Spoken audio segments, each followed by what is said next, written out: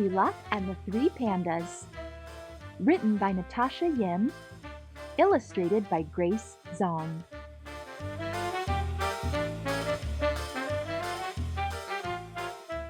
When Goldy Luck was born, her mother said, "Year of the Golden Dragon.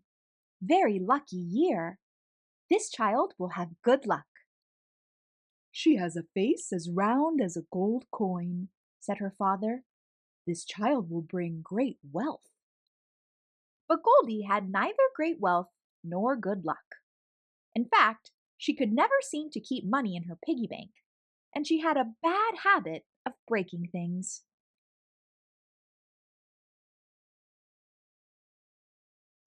One Chinese New Year, Goldy's mother woke her up and sent her to wish their neighbors Kung Hei Fat Choi. "But Mama, I'm still sleepy, and I'm so hungry." "It'll only take a minute," her mother said. "Mr. and Mrs. Chan would enjoy a visit from you. Take these turnip cakes to share with little Chan." "He never shares stuff with me," muttered Goldy. "It's the new year," her mother warned. "Wash away old arguments and be nice, or you'll have bad luck." Not more bad luck. Last year, she lost the red envelope her grandmother had given her, and her best friend moved away.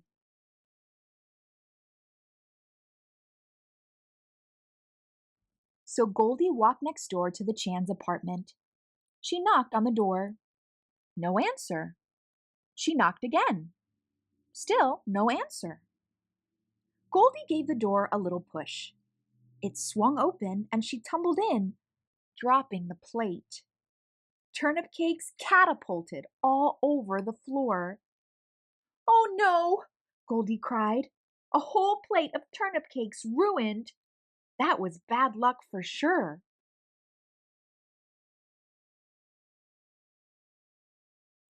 She wandered into the kitchen to find a broom. On the table were 3 steaming bowls of congee, a ceramic bowl, a wooden bowl, and a plastic bowl. Her tummy grumbled. Surely nobody would mind if she had one little bite of rice porridge. She sampled the congee from the ceramic bowl. Ugh, too watery. She tasted the congee from the wooden bowl. Yuck, too thick and clumpy. Then she slurped some congee from the plastic bowl. Just right. Before she knew it, she had eaten it all up.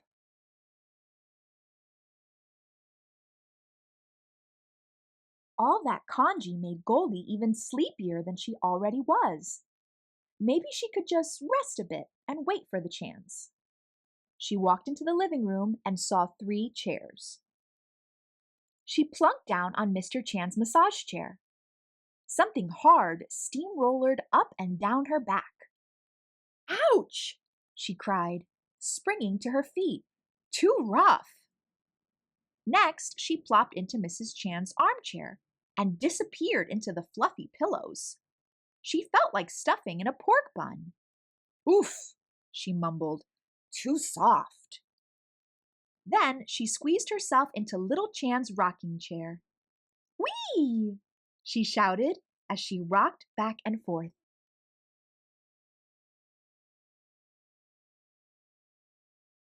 But she pushed too hard and the chair somersaulted backward.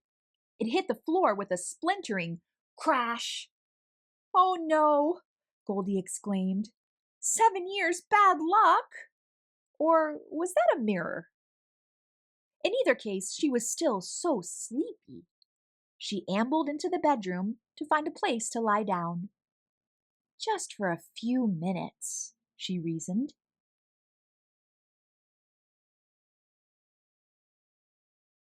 She climbed into a king-size bed. The mattress felt as hard as a week-old almond cookie. Ugh, too uncomfortable. Next, she flopped onto a queen-size bed. The electric bed began to fold her up like a dumpling. "Yikes! Too scary!" she cried. Then she leaped off and settled down onto little Chan's futon. "Ah, just right," she sighed, and fell fast asleep.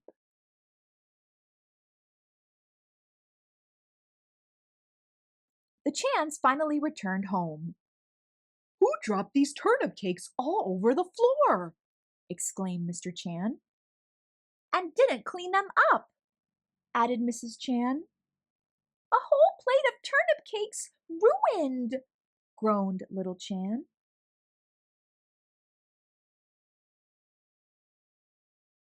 They headed into the kitchen. "Hey, who's been eating my congee?" demanded Mr. Chan. "And who's been eating my congee?" cried Mrs. Chan. Little Chan wailed, "I don't have any congee. Someone's eaten mine all up." Mr. Chan heard a humming in the living room. He went to investigate. "Someone's turned on my massage chair," he bellowed. "And someone's rumpled the cushions on my armchair," yelled Mrs. Chan. "I don't even have a chair," shouted little Chan. "It's been smashed to pieces."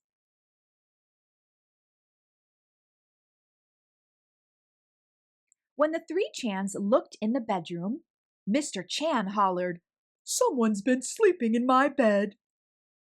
"And someone's been sleeping in my bed," squealed Mrs. Chan. "Look," said little Chan. "It's Goldy Luck, sleeping on my futon." Goldy jerked awake. Who could sleep with all that yelling going on? "Mr. Chan, Mrs. Chan," she cried. "I didn't mean to fall asleep." In a fluster, she jumped out of bed and dashed home.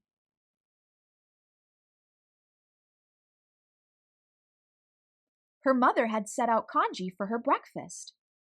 Goldy was just about to take a bite when she thought of little Chan, who didn't have any more rice porridge in his bowl. "I'm not really that hungry," she said to her mother. She went to read a book in her rocking chair. As she rocked back and forth, she thought of little Chan, who didn't have a chair to sit in anymore.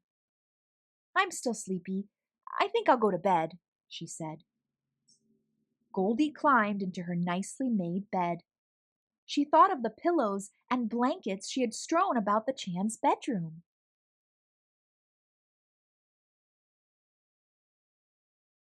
Goldy jumped up and ran back to the kitchen. She grabbed her bowl of congee and rushed back to the Chan's apartment. "I didn't mean to break little Chan's rocking chair," she said to Mr. Chan. "I'll help you glue it back together." "I'll fix the blankets I messed up," she said to Mrs. Chan, "and make the beds." Goldy handed her bowl of congee to little Chan. "I'm sorry I ate all your rice porridge," she said, "and dropped all those turnip cakes." "That's okay, Goldy," said little Chan shyly. "We were just about to make some more. Would you like to help?"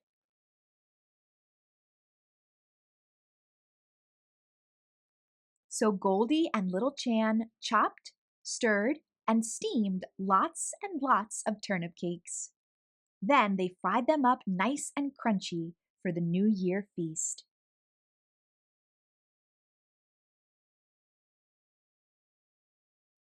Mrs. Chan handed Goldy a red envelope. "Kung hei fat choi, Goldy," she said.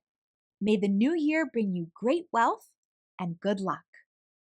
"Thank you," Goldy said, "but I think I've found some good luck already." She smiled at little Chan, and the two friends sat down together to eat a whole plate of turnip cakes.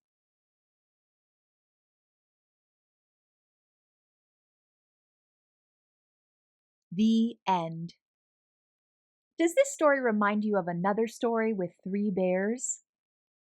How are the two stories alike? How are they different? Hope you enjoyed this story read by me, Star. Until next time, keep reading.